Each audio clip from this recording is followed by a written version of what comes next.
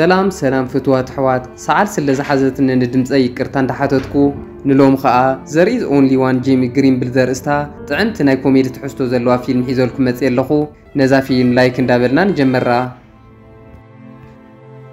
فيلمنا ختجمر كلا جيمي جرين بلز توهاله عب كتما مانشستر مسديو طرح زنبر ود 15 عامت قول عن اللاله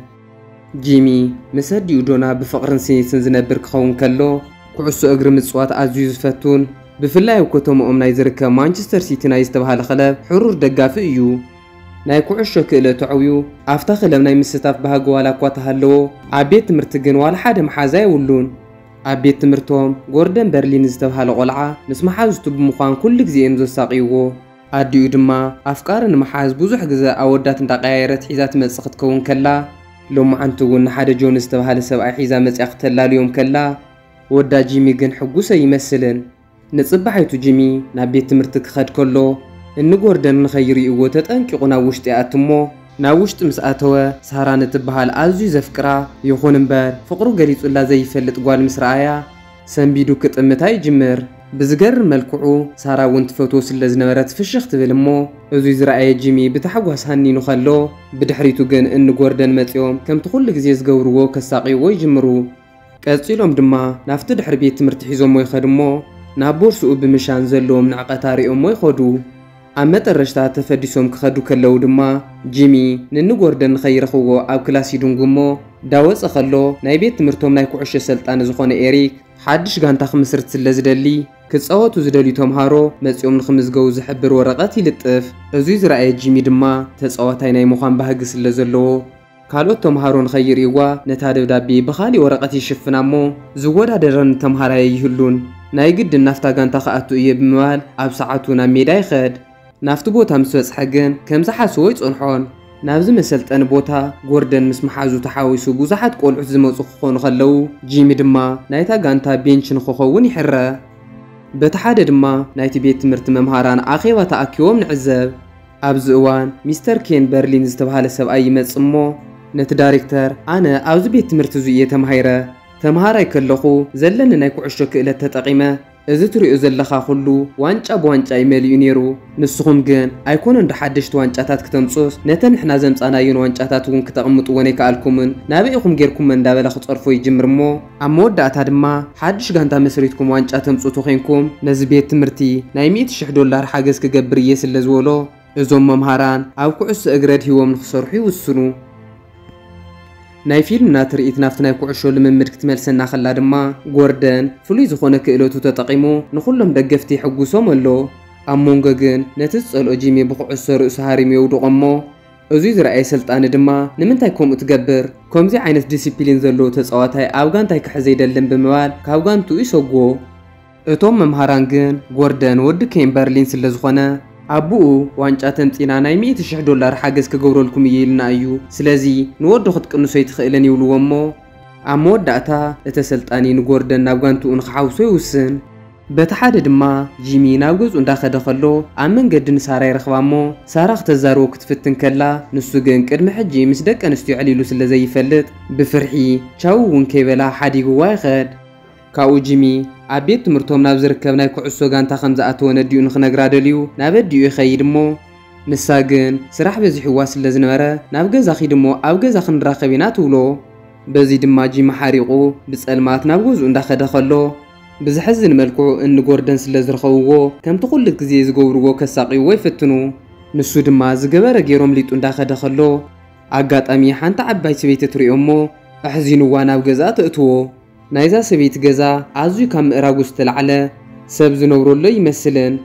او دما جيمي حادث تنطلطله ጫማ ይርእሞ እዚ ጫማ ናይ መን ይሉ ይሓታ እታ ሰበይቲ ኸኣ ጂሚ ነቲ ጫማ ዝፈትዎ መሲልዎ ክትወስዶ ትኽእል ኢኻ ትብሎሞ ንሱ ግን ኣነ ኩዕሶ ዝፃወተሉ ናይ ባዕለ ጫማ ኣለኒ እዩ ስለዚ ኣየድልየንን ክብላ ከሎ ብዝገርም መልክዑ እታ ሰበይቲ እዚ ጫማ ፍሉይ ሓይሊ ኣለዎ እዩ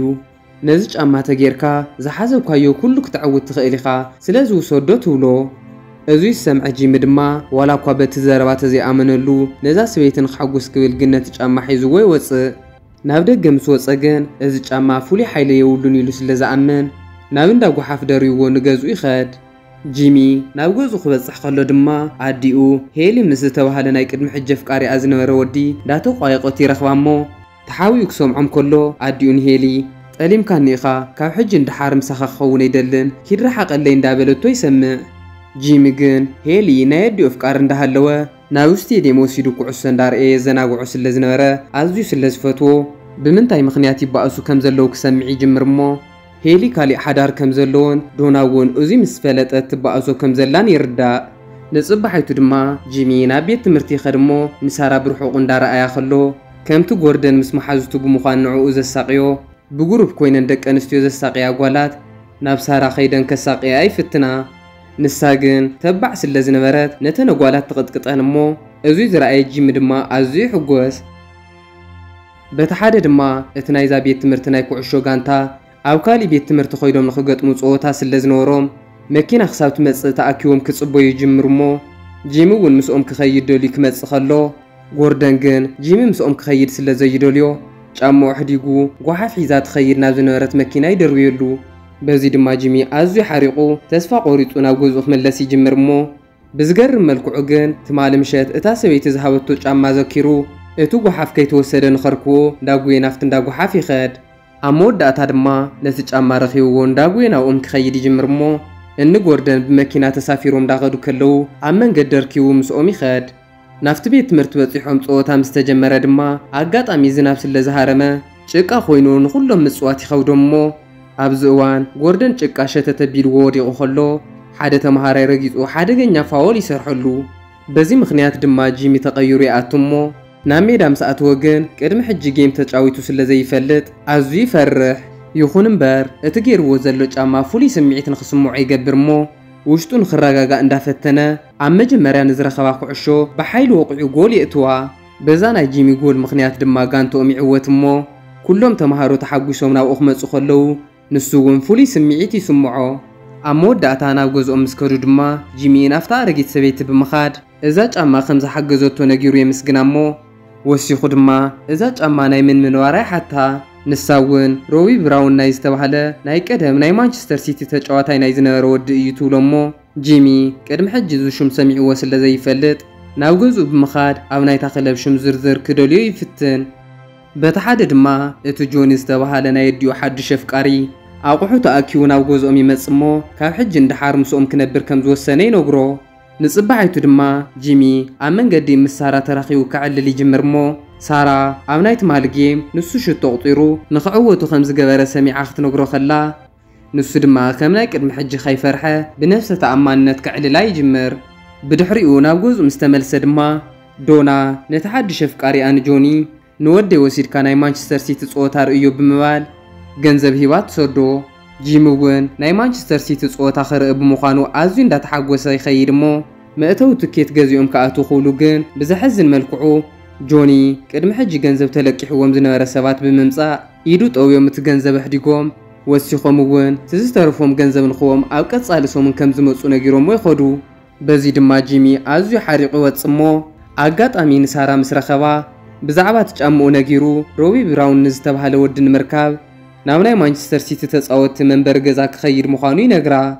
ንሳ እውን ምስኡ ክትከይድ ከም ትደሊ እንዳነገረቶ ከላ ግን ብዘሕዝን መልክዑ ጎርደን ይመጽ እሞ እንታይ ትገብሩ ኣለኹም ኢሉ ይሓቶም ጂሚ ድማ ንጎርደን ምስ ረኣየ ፈሪሑ ዋላ ሓደ ይብልናን ኢሉ ሓዲግዋ ይኸይድ እሞ እዚ ዝረኣየት ሳራ ኣዝያ ትሓርቕ ጂሚ ከዓ በይኑ ኮይኑ ናፍቲ ቦታ ይበጽሕ እሞ ናብ ሓደ ገዛ ኸይዱ ክኾሓሕ ከሎ ብዝገርም መልክዑ እቲ ናይ ቤት ትምህርቲ ተሰልጣኒኦም ኤሪክ ይኸፍቶ ሽዑ ተሰልጣኒኦም ንሱ እውን ናይ ቅድሚ ሕጂ ናይ ማንቸስተር ሲቲ ተፃዋታይ ምንባሩን ይኹን እምበር ቅድሚ 3 ዓመት ፀወታ ከም ዘቋረፀ ይነግሮ እሞ ጂሚ ድማ ንስኻ ናይ ማንቸስተር ሲቲ ተጫዋታይ ምንባርካ ኣብ ቤት ትምህርቲ ዝፈልጥ ሰብ ኣሎ ዶ ኢሉ ይሓቶ ኤሪክ ድማ ኩዕሶ ምጽዋት ወዲኤ ናብ ናይ ቤት ትምህርቲ ተሰልጣንነት ስለ ዝኣተኹ ዋላ ሓደ ዝፈልጥ ሰብ የለን ይብሎ ሽዑ ጂሚ ናፍቲ ዘምጽኦ ጉዳይ ኣትዩ ሮቢ ብራውን ዝተባሃለ ናይ ቀደም ናይ ማንቸስተር ሲቲ ተጻዋታይ ክትፈልጥ ዶ ኢሉ ይሓቶ እሞ ኤሪክ ግን ከምኡ ዝበሃል ተጻዋታይ ከም ዘይፈልጥ ይነግሮ ንጽባሕይቱ ድማ ናይ ኩዕሶ ውድድር ስለ ዝነበረ ኩሎም ተጻወቲ ይእከቡ እሞ እቲ ዳይሬክተር መጽዩ ካብ ሕጂ እንዳሓር ናይ ጋንታና ሰልጣኒ ኪምበርሊ ዝተባሃለ ናይ ጎርደን ኣቦ እዩ ብሎም ኪምበርሊ ግን ናይ ሰልጣንነት ክእለት ስለ ዘይብሉን ብተወሳኺ እውን ንወዱ ኮኸብ ተጻዋቲ ክገብሮ ስለ ዝደሊ ንኹሎም ተጻወቲ ተኣኪቡ ኩዕሾ ተሒዝኩማ ናብ ጎርደን ኢኹም ትሰድዋ ብምባል መኺሩ ናብ ጾታ የእትዎም ብዝሕዝን መልክዑ ግን ኩሎም ተጻወቲ ኩዕሾ ንጎርደን ክህቡ እንዳተባላሸዎም ተገልቢጡ ንዕኦም ብዙሕ ጎል ይኣትዎም ብድሕሪኡ እዚ ዘስተብህለ ሓደ መምህር ይመጽ እሞ ኤሪክ ማለት ናይ ቀደም ናይ ማንቸስተር ሲቲ ተጻዋታይ ስለ ዝኾነ ንጋንታና ኸስልጥን ዘለዎ ንሱ እዩ ይብሎም እዚ ዝሰምዑ ተምሃሮ እውን ዓብዪ ሰልጣን ከም ዘለዎም ኣሚኖም ብታሕጓስ ንኪምበርሊ ነውሪዶም ንኤሪክ ሰልጣኒኦም ገይሮም ናብ ጾታ ይምለሱ እሞ ኤሪክ እውን ንኹሎም ተምሃሮ ሞራል እንዳሃበ ደስ ብዝብል መልክዑ ብነጻነት ንኽጻወቱ ገይሩ ሽቶታት ተቆፂሮም ኣብቲ ጾታ ንኽዕወቱ ይገብር ድሕርዛ መዓልታ ኣብ ዝነበሮም ኩሎም ጾታታት እውን ኩሎም ብፍቕርን ስኒትን ክጻወቱ ይጅምሩ እሞ ኣብ ኩሉ ጾታታት ተዓዊቶም ናብ ዋንጫ ይሓልፉ ኣብዚ እዋን ጂሚ ብዙሕ ጎል ስለ ዘእቱ ኩሎም መሓዙቱ ፈትዮሞ ብዛዕባ ጫምኡ እውን ስለ ዝሰምዑ ክሕጎሱ ከለዉ ጎርደን ግን ጂሚ ፍሉይ ጫማ ስለ ዘለዎ ኣዝዩ ይሓርቕ ናብ ዋንጫ ዝሓለፉላ ጾታ ወዲኦም ብጸልማት ናብ ገዝኦም እንዳተመለሱ ከለዉ ድማ ኣብ መንገዲ መኪና ትባላሸዎም እሞ ብዝገርም መልክዑ እቲ ነዲኡ ንጂሚ ናይ ቀደም ኣፍቃሪኣ ዝነበረ ሄሊ ኣብ መንገዲ ይረኽቦም እሞ ንኹሎም ብመኪንኡ ገይሩን ናብ ገዝኦም ኣብፂሑ ኣብ መወዳእታ ንጂሚ ሒዝዎ ናብ ናይ ዶና ስራሕ ይኸዱ ሽዑ ሄሊን ዶና ቅድሚ ሕጂ ብዝሰርሖ ጌጋ ከም ዝተጣዓሰን ኣዝዩ ስለ ዘፍቅራ ምስኣ ክነብር ከም ዝደሊ እንዳነገራ ከሎ ብዝሕዝን መልክዑ እቲ ናይ ሕጂ ኣፍቃሪኣ ጆኒ ስለ ዝመፀ ንዶና በዲልካያ ልባ ሴርካያ ኢኻ ኸይድካ ኣነ ግን እሙን ኮይነ ምስኣ ክነብር እየ ዝደሊ ስለዚ ድሕሪ ሕጂ ምስኣ ክረአየካ ኣይደልን ብምባል የጥንቅቆ ጂሚ ግን ካብ ጆኒ ዝበለፀ ንሂሊ ስለ ዝፈትዎ ኣዲኡ ምስ ጆኒ ክትመርዖ ብምዃና ሕጉስ ኣይኮነን ኣብ መወዳእታ ኣዲኡ ምስ መፀት ድማ ንጆኒ ኣዝየ ዝጸልኦ ምስኡ ክትምርዖ ይደልየክን ይብላ እሞ ንሳ ድማ ኣብ ከምዚ ነገር ክሻቐል ከም ዘይብሉን ብተወሳኺ ድማ ንጆኒ ኣጥያ ስለ ዘይትፈልጦ ንኽትምርዖ ከም ዘይወሰነት ክትነግሮ ከላ ጂሚ ኣዝዩ ይሕጎስ በቲ ሓደ ድማ ሄሊ ናብ ገዝኡ ይኸድ እሞ ብሰንኪ ሓንቲ ጌጋ ዶና ንዕኡ ሓዲጋ ምስ ካሊእ ወዲ ክትምርዖ ብምዃና ኣዝዩ ሓሪቑ ንዕዘቦ ኣብዚ እዋን ግን በዓልቲ ቤቱ ትመጽእ እሞ ንሱ ምስኣ ሕጉስ ከም ዘይኮነ ከም ትፈልጥን ብተወሳኺ ድማ ንሱ ምስ ካሊእ ጓል ርክብ ከም ዘለዎ ምስ ፈለጠት ንሳ እውን ምስ ካሊእ ወዲ ከም ተምንዝርን ትነግሮ እሞ በዚ ከዓ ክልቲኦም እንዳተወዳደሉ ካብ ዝነብሩ ሕጉሳት ኮይኖም ንኽፈላለዩ ይውስኑ ንጽባሓይቱ ድማ ንጂሚ ሓያል ጾታ ስለ ዝነበሮም ተዳልዮም መጺኦም ክጻወቱ ይጅምሩ እሞ ናይ ማንቸስተር ሲቲ ሰልጣኒ ኣግርሁ ብምምጻእ ግን ተሓዊኡ ነዚ ጾታ ክዕዘቦ ይጅምር ድሕሪ ንእሽተይ ጸኒሕት ግን ኪምበርሊ ስለ ዝረኣዮ ናብኡ ይኸድ እሞ ካብዛ ጋንታ ዝነፍዐ ወደይ ጎርደን እዩ ናብ ማንቸስተር ሲቲ ክትወስዶለካ ክብሎ ከሎ ንሱ ግን ካብ ኩሎም ጂሚ ከም ዝበልፅን ከፍርምቲ ኮይኑ ድማ ንዕኡ ክወስድ ከም ዝደልን ይነግሮ ድሕሪ እቲ ጾታ ድማ ጂሚ ንሮቢ ብራውን ብዘይምርካቡ ኣዝዩ ሓሪቑ እንታይ ክገብር ከም ዘለዎ ንኸማኸራ ናፍቲ ዓባይ ሰበይቲ ይኸድ እሞ ኣበይ ክረኽቦ ከም ዝኽእል ክሓታ ከሎ ንሳ ድማ ሓደ መዓልቲ ምስ ሓስኽዎ እዩ ተፈልዩኒ ካብታ መዓልቲ እንዳሓር ንነዊሕ መዓልታት ርእዮ ይፈልጥን ትብሎ ወሲኻ ድማ መወዳእታ ዘምጽዎ ለውጢ ብዘየግድስ ሓደ ግዜ ግን ንሰባት ምሕሳው ኣድላይ እዩ ኣብ ዝኣመንካዮ ነገር ክትሕሶለካ ትብሎ ንሱ ከዓ ነዛ መኽራ ሰሚዑ ጽባሕ ናይ መወዳእታ ጾታ ስለ ዘለዎ መጽያ ንኽትሪኦ ነጊርዋ ይኸይድ እሞ ቀጺሉ እውን ናብ ሳራ ብምኻድ ናብ ሮቢ ብራውን ብሓደ ክንከይድ ኢና ኢልዋ ጎርደን ምስ መጻ ሓዲግዋ ብምኻዱ ይቅርታ ሓቲቱ ጽባሕ ግን ሓያል ጾታ ስለ ዘለዎ መጽያ ንኽትሪኦ ክነግራ ከሎ ንሳ እውን ሕራይ ትብሎ ንጽባሓይቱ ድማ ጂሚ ጫምኡ ሒዙ ናብ ቤት ትምህርቲ እንዳኸደ ከሎ እቲ ናይቲ ዓባይ ሰበይቲ ገዛውቲ ሰብ ከም ዘይነብረሉ ስለ ዝፍለጥ ናይ መንግስቲ ኣካላት መጽኦም እንዳፍረስዎ ይርኢ እሞ እንዳጉየ ኾይዱ ሰብ ከም ዘለዎ ክነግሮም ከሎ ብዝሕዝን መልክዑ ግን እታ ሰበይቲ ብሰንኪ ቁሪ ሞይታ ይረኽብዋ በቲ ሓደ ድማ ዶና ንጆንሰን ተሰናቢታቶ ናብ ስርሓ ክትከይድ ትጅምር እሞ ብዝገርም መልክዑ ኣብ ቦርሳኣ ዝነበረ ገንዘብ ስለ ዝሰኣነቶ ግን ገንዘብ ንኽትወስድ ናብ ገዛ ትምለስ እሞ ብዝገርም መልክዑ ጆንሰን ኣብ ገዝኣ ምስ ካሊእ ጓል ኣንስተይቲ እንዳተጻወተ ስለ ዝረኸበቶ ብሕርቃን ካብ ገዝኣ ትሰጎ ናይ ፊልምና ትርኢት ናፍቲ ናይ ኩዕሶ ጾታ ክትወስደና ኸላ ድማ ኣቦኡ ንጎርደን ኪምበርሊን ኣብ ሽቓቕ ነቲ ናይዚ ቤት ትምህርቲ ዳይሬክተር ይረኽቦ እሞ ኣብ ጾታ ወዲ ኮኸብ ኮይኑ ክረአ ስለ ዝደሊ ሎማዓንቲ ንጂሚ ቤንች ግወሮ ተዘይኮይኑ እቲ ክወኩም እየ ዝበልኩኹም $100 ኣይወኩምን ይብሎ እዚ ዝሰምዐ ዳይሬክተር ድማ ብፍርሒ ናፍቶም ተጻወትቲ ይኸድ እሞ ኣብ ናይ ሎማዓንቲ ጾታ ጂሚ ቤንች ከም ዝኸውን ይነግሮም ንሶም ግን እቶም ተጻወት ይኾኑ ተሰልጣኒ ኩሎም ንጂሚ ስለ ዝፈትውዎ ጂሚ ቤንች ይኸውንን ተዘይ ኮይኑ ኩለና ይንጻወትን ኢሎም ይእድሙ እሞ እቲ ዳይሬክተር ድማ ካሊእ መማረፂ ስለ ዘይብሉ ጂሚ ንኽጻወት ይፈቅድ። እንተኾነ ግን ጎርደን ብዛዕባ ናይ ጂሚ ጫማ ሰሚዑ ስለ ዝነበረ ኣብዚ ጾታ ኣጥዑ ክጻወት ስለ ዘይደልዮ ጫምኡ ይሰርቆ እሞ ተሓቢኡ ኸይዱ ናብ ሩዋይ እትወሉ። ኣብዚ እዋን ናይ ጂሚ ጫማ ስለ ዝተሰኣነ ድማ ኣሰልጣኒ ኣውፅኡ ሓድሽ ጫማ ይቦ እሞ ጂሚ ግን ብኻሊእ ጫማ ተጻዊቱ ስለ ዘይፈልጥ ኣዝዩ ይፈርሕ። እቲ ጾታ ቅድሚ ምጅማሩ ድማ ኣዲኡ ዶና ብምምጻእ ምስ ጆንሰን ከም ዝተባእሰት ክትነግሮ ኸላ ጂም ኣዝዩ ሕጎስ። ይኹን እምበር ናፍቲ ጾታ ከኣትዉ ከለዉ ብኻሊእ ጫማ ተጻዊቱ ስለ ዘይፈልጥ ውሽጡ ፈሪሑ ኣዝዩ ይጭነቕ። እቲ ጨወታ ቅድሚ ምጅማሩ ድማ ብዙሓት ደገፍቲ ናይ መእተዊ ትኬት እንዳገዝኡ ከኣትዉ ይጅምሩ እሞ ሄሊ እውን ንጂሚ ክሪኦ ስለ ዝደለየ ትኬት ገዝኡ ናብ ውሽጢ ኣቱ። ሄሊ ናብ ውሽጢ ምስ ኣተወ ድማ ምስ ዶና ይራኸቡ እሞ ክልቲኦም ብሓደ ኮይኖም ንወዳእ ክድግፍዎ ይጅምሩ። ጸወታ ምስ ተጀመረ ግን ጂሚ ከም ቀደሙ ክጻወት ኣይከኣለን። ብሰንኪ ናቱ ሕማቕ ድማ ጋንቶኦም እንዳተበለጸ መጺኡ ዕረፍቲ ቅድሚ ምውፅኦም ሽቶ ይቁፀሮም። ብድሕሪኡ ዕረፍቲ ምስ ወፁ ኣሰልጣኒኦም ንጂሚ ይረኽቦ እሞ ከም ቀደሙ ብነብሰ ተኣማንነት ኣጥዑ ክጻወት ከም ዘለዎ ክመኽሮ ከሎ ሄሊ እውን ኣብ ዕረፍቲ ረኺቡ ክመኽሮ ስለ ዝደለየ ናብኡ ይመጽእ። ጂሚ ድማ እታ ቅድሚ ሕጂ ዝገብራ ዝነበረ ጫማ ፍሉይ ሓይሊ ከም ዘለታን እታ ጫማ ድማ ናይ ሮቢ ብራውን ዝተባሃለ ናይ ቀደም ናይ ማንቸስተር ሲቲ ተጻዋታይ ዝነበረ ወዲ ምዃኗን ይነግሮ እሞ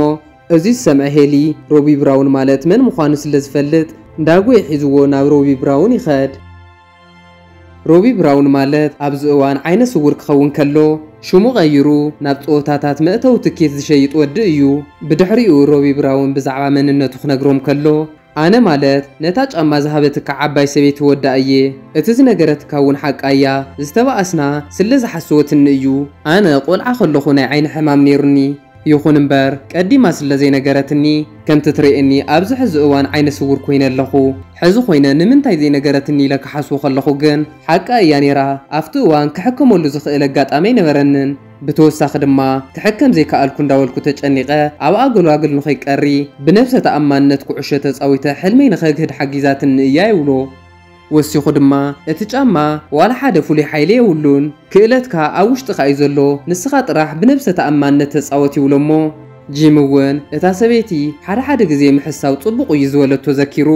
እዚ ጫማ ፍሉይ ሓይሊ ኣለዎ ተዘይትብሎ ብነብሰ ተኣማንነት ተጻዊቱ ጎስ ተጻዋታይ ከም ዘይኸውን ዘኪሩ ንሳ ብምሕሳባ ጽቡቕ ነገር ከም ዝረኸበ ይኣምን። ኣብ መወዳእታ ድሕሪ ዕረፍቲ ናብ ጾታ ምስ ተመለሱ ድማ ጂሚ ክእለቱ ኣብ ነብሱ እምበር ኣብቲ ጫማ ከም ዘየለ ረጋጊጹ ብነብሰ ተኣማንነት ናብ ጾታ ይምለስ እሞ ብዝገርም ናይ ኩዕሶ ክእለቱ ብዙሕ ሽቶታት ተቆፂሩ ኣብ መወዳእታ ጋንቶኦም ናይ ዋንጫ ተዓዋቲት ንኽትከውን ይገብራ። በዚ ድማ ኩሎም ተጻወትን ደገፍትን ኣዝዮም ይሕጎሱ እሞ ኣብ መወዳእታ ናይ ብዙሓት ጋንታታት ኣሰልጠንቲ መጺኦም ክነፍርመካ ክብልዎ ከለዉ ንሱ ግን ነታ ካብ ቁልዕነቱ ጀሚሩ ዝፈትዋ ዝነበረ ጋንታ ንማንቸስተር ሲቲ ክጻወት ከም ዝደሊ ነጊርዎም ናብ ማንቸስተር ሲቲ እንዳፈረመ ዳርኣና ፊልምና ትውዳእ። ፍትዋት ተኸታተልቲ ፊልምና ነዛ ፊልም ተፈቲኹማ ላይክ፣ ሼር፣ ሳብስክራይብ ምባል ከይትርስዑ። ኣብ ቀጻሊ ብኻሊእ ብልጽቲ ፊልም ክሳብ ንራኸብ ሰናይ ኩኑለይ።